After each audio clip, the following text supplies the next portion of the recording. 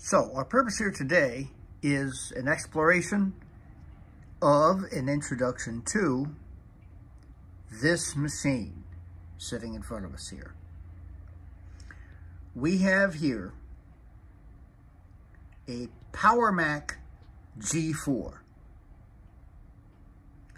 Now from the seller's listing, it is a 450 megahertz processor, which would make it a sawtooth, which is the revision of the PowerMac G4. The first was known as the Yikes, which didn't last very, very long at all because they weren't very good. All right, now, moving to the side of the machine, we see in the back there's actually an antenna thing sticking out of it. So maybe we should examine the back here. Yup, there's some kind of wireless card established, and it's sticking out of one of the PCI slots there. Okay, examination of the I/O. We have FireWire 400, 2. Well, it's there. That's something. Okay, we have Ethernet. We have USB ports. I believe that's USB 1.1. I'm not exactly sure. We have 2 jacks here. One is for microphone, the other is for speaker. All right. And son of a gun, we have a phone jack for dial-up internet. I wonder if my AOL account is still active. Okay. And then the fan, of course. Power and pass-through power. There's actually a little reset switch in there. Okay. So I think that's about all we have. Oh, the Kensington lock down here. Okay. Now, this I always thought was one of the cool things about this computer. Just let down the latch, and here's everything. Okay, the RAM, there's only 3 of the 4 slots that are populated. Okay, heatsink. Now, looking in here, the graphics card, that'd be the wireless card there, since the antenna's sticking out of it, and something else. Okay, okay, there's a DVI connection on there, because there's also VGA. I think I have a VGA cord lying around somewhere. Up in here, that's the optical drive. You can find out a little bit more about that. Here is the hard drive. It's a Maxtor, which I believe that's what came with these things. Oh, and look, an IDE cable. So you could put in other hard drive, at least one other hard drive. Yeah, there's one extra IDE available there. All right, and there is another slot open on the front here where you could put another drive, either another optical drive, I guess, or actually I think these things came with zip drives. Remember zip drives? Wow. All right. Let's close that back up. And we need to fire this thing up and see what we've got. Well, now to see what happens. I have no idea what, I guess if any, OS is actually installed on this machine. The listing only indicated that it worked. whatever the heck that means. That might just mean that it turns on. But, you know, there's only one real way to find out. Now, I'm going to apologize in advance. I believe the most advanced operating system that can run on this machine is 10.4 Tiger. But in Tiger and in anything prior to Tiger, I mean, it might be OS 9. I really don't know. Tiger, anything earlier, I don't think there was any way of doing an actual screen recording, at least that I know of. So we're going to be stuck with using the camera here to record the screen. That means any interaction that I have with the computer is going to have to be done reaching around the tripod. Awkward, but what are you going to do? Okay. Light went on, and there's a bong, aka startup chime.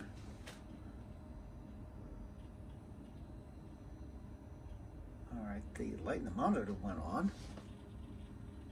Current input time is not supported by the monitor display. Well, that's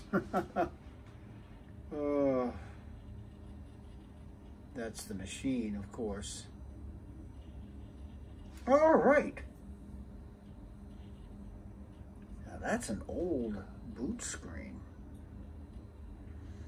All right, now we see obviously this display was never intended to deal with a machine this old. That's the stretching. I don't know that I'm going to be able to do anything about that. It's functional though. We can see what's up. And about this Mac. Oh, Mac OS 10 version 10.3.2. Wow.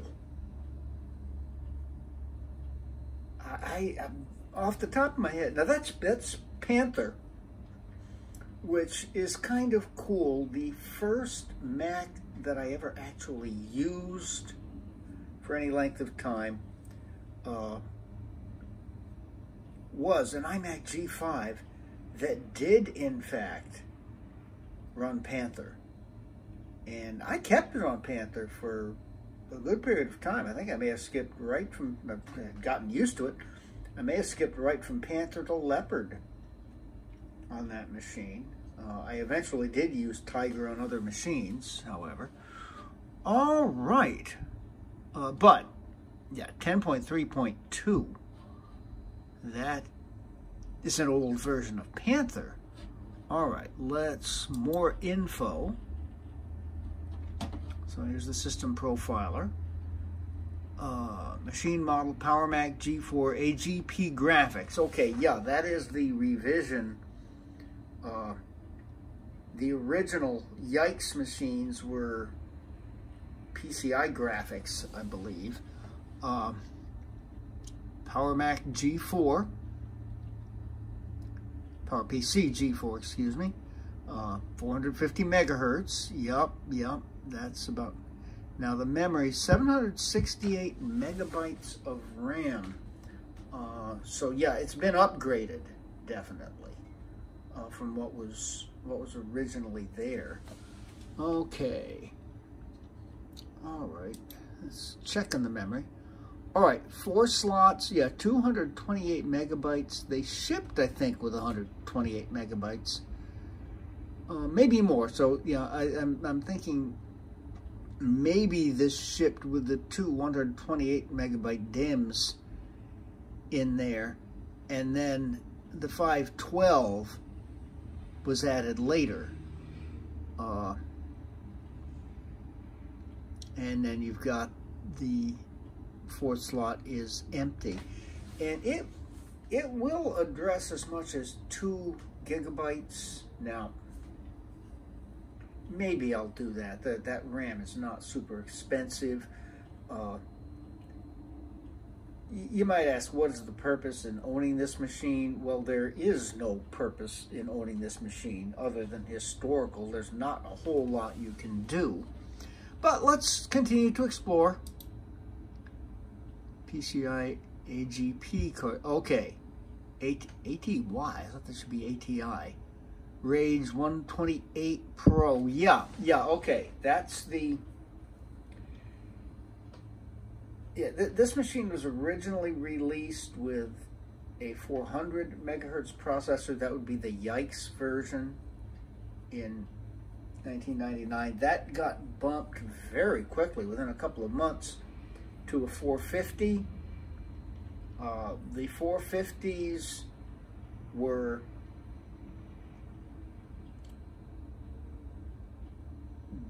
Motorola was having trouble, even at that point, supplying enough processors for Apple. So they went back down to 400s. To make up for that, I think they bumped the size of the hard drive. They bumped the amount of RAM. This machine, I believe, is the last version of the Sawtooth, which was released in early 2000. Okay. Yeah, that's the display. 12. All right. Okay, Maxtor. That tells us something here. 19 point. Yeah, so it's a 28 gigabyte drive. That confirms it, because I think when they bumped it, they went up to all the way up to like a 28 gigabyte hard drive. Then that last release bumped it back down to 20. And yeah, the Maxtor. So that's got to be the original hard drive. We're blessed that it's still working. All right, now. All right, that's good. There's a DVD-ROM in there. One of the possibilities, I do have a Tiger install. It is a DVD rather than a CD. So the fact that there is a DVD-ROM in there, this is a good thing. So we could conceivably install Tiger.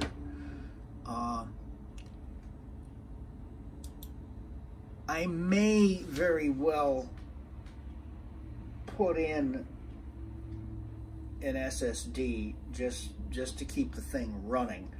And from reading about it, I think that this processor could really only address 128 gigs of SSD. But we saw the IDE cable in there. I'd need some kind of adapter. But you could put a small SSD in there, which would be way more than is in there now. And, you know, I mean, we're talking about a 20-year-old Maxtor hard drive in there. How? Okay. I went back to oh! There's a SCSI card in here. Yep. How about that?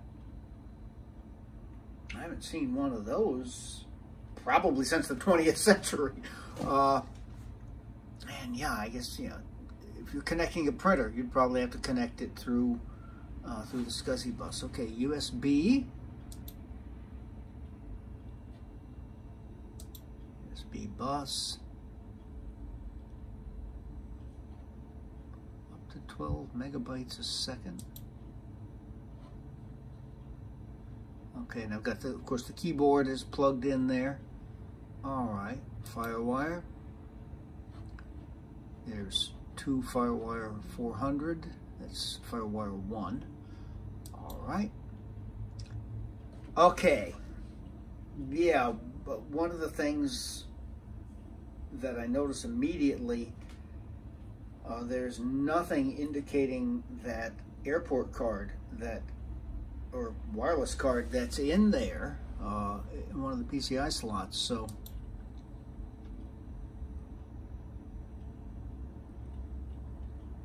and yes, in fact, there is a modem.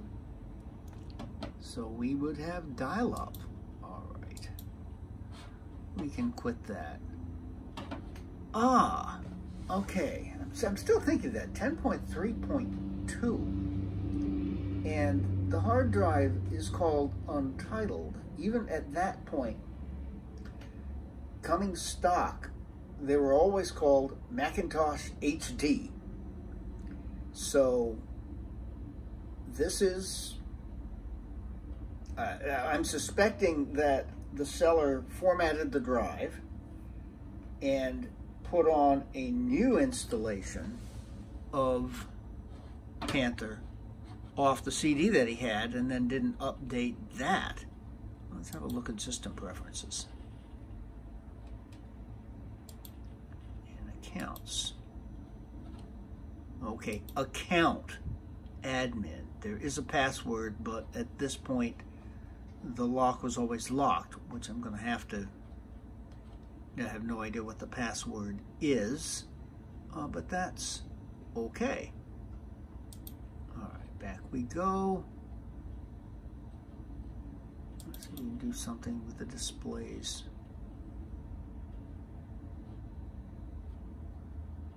Well, 800 by 600 stretched is obviously not going to work out.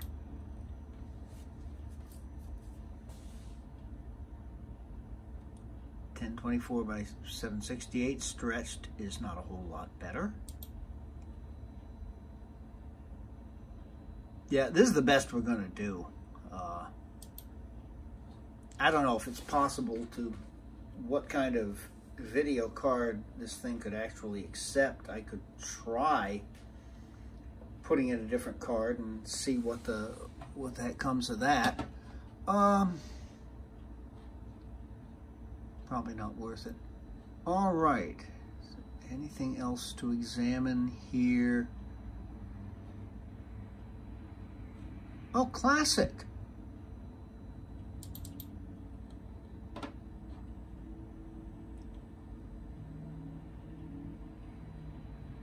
Okay. So, yeah, this is classic enabled, but now for those people who are not familiar or younger, when OS X was first released, there was virtually no software for it. Now, by the time Panther came out, most development had gone to OS X development instead of OS IX.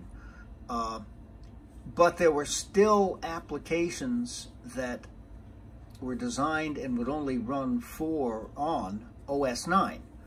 So the classic environment allowed you to run your OS IX applications without booting up into OS IX. Now that might be a kind of, if I do anything with this machine, it might be kind of cool if I can get my hands on a disk to install OS IX. Keep the installation of Panther just for old time's sake. Put Tiger on it because Tiger is just, it's not really usable, but okay. Yeah, I think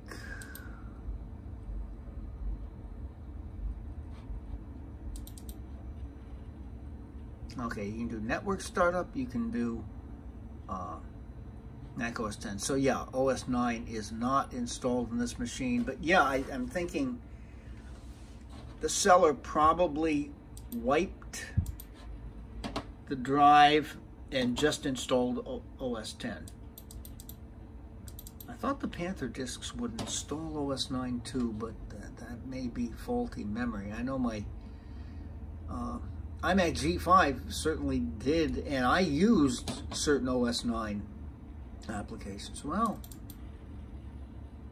applications. Okay. Yeah, this is all the stock stuff.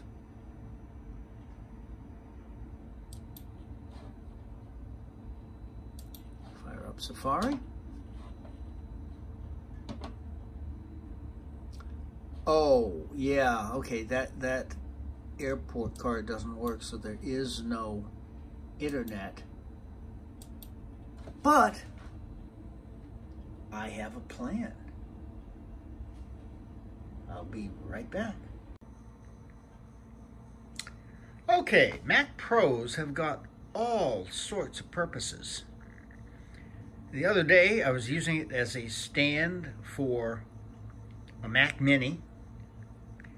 Now it's serving as a stand for an Airport Express, which has joined my network, and I have Ethernet. So I will plug it back in here, if I can find it, and I'm going to stop the recording right now. I think you've probably seen people plug in Ethernet cords. And back to the desktop. Let's go back to System Preferences here. And Network. Okay. Yep, built-in Ethernet, and we have an IP address.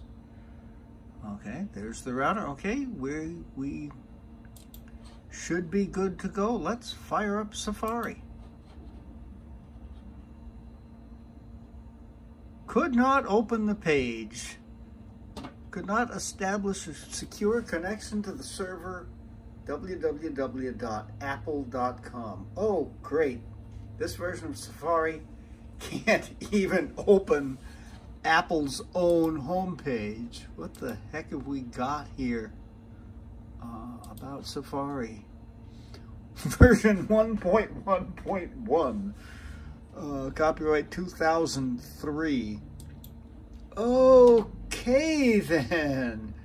Yeah, I mean, this machine, since it was released in 2000, probably shipped with OS 9 and maybe OS 10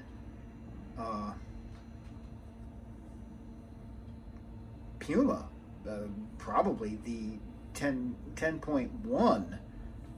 There was a 10.0 release, which was virtually useless. Puma was pretty much useless. It was 10.2 Jaguar where it began to be a usable operating system. Okay. A little awkward typing around. Well, it does open Google. Good old Google, that's something. All right, so you're getting some kind of web browser going here. Now, looking at the applications, if I remember correctly, Internet Explorer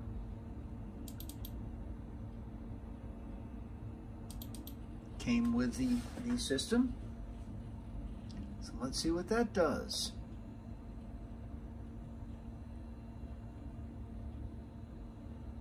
All right, MSN.com also opens, in a manner of speaking. Will this open Apple.com? Security failure. The server reply is invalid. Okay, so you're not going to be able to do much of anything. That leads one to think that to spend any real amount of time playing around with the system, you're going to have to install Tiger. But with a 20 gigabyte hard drive, you know, I can't see partitioning the thing, installing multiple operating systems. Well, we'll see. All right, it might be fun to play around with, but it's not an immediate thing. Now, the only other thing I can think of, 10.3.2, let's run software. Now we're on the internet.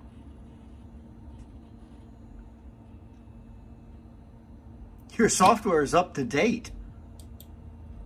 That's interesting. I would have thought there'd be something. Let's try that again from here.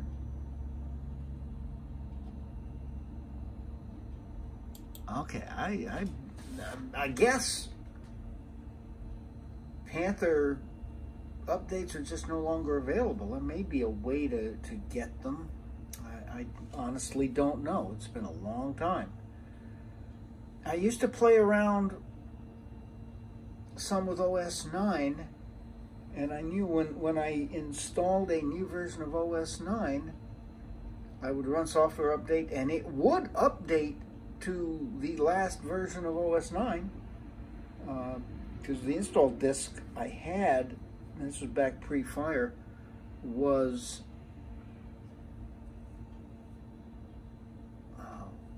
yeah, it was 9.0 point something or other. So it would update to 9.2 something or other, I guess was the final release of it. Well, okay, yeah, the use of this machine, there is no real use to this machine. As I say, I may play around with this and do some things in order to upgrade it in any meaningful way. I think you'd have to put more RAM in. That's easy, and the RAM is not that expensive. I think OWC has got a kit with 120 gig hard drives and SATA to IDE adapters. So, you know, maybe, but not real important. But it's again, it's a look at history. So I hope you've enjoyed seeing it. But for now, this guy is probably going to go into the closet, and we'll go back to the 21st century of computers. Not current 21st century, but 21st century nonetheless. All right, well, thank you so much for stopping by today and taking a look at this. I hope you found it interesting.